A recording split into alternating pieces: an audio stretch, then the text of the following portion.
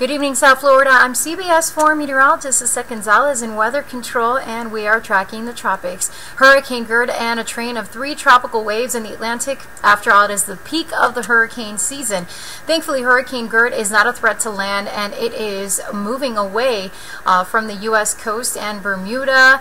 And here are just a few of the 3 waves that we're watching.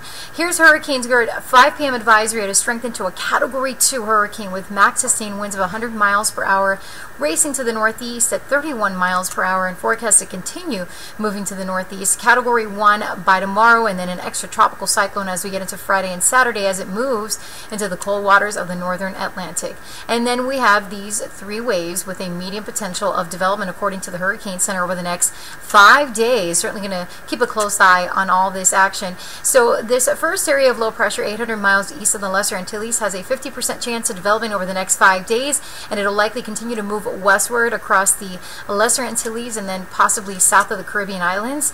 Still too early to say. And then we have this second area of low pressure that is 800 miles west of the Cape Verde Islands with a 50% chance of development, as it's expected to move west-northwest, possibly north of the Leeward Islands by the weekend. And then this area off the coast of Africa, this wave has a 40% chance of development over the next 5 days, and it is forecast to move west-northwest across the tropical Atlantic.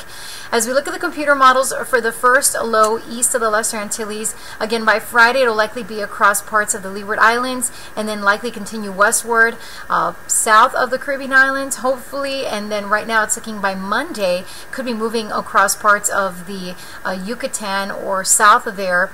As we take a look at the computer models for the second area of low pressure, that appears to be moving west-northwest, a more northerly track, and could be across the northern Lesser Antilles as we get into Monday, and then Tuesday and Wednesday of next week could be heading into the Caribbean or the Bahamas. Of course, we'll closely monitor all of these waves and keep you updated on CBS 4 News and right here on CBSMiami.com.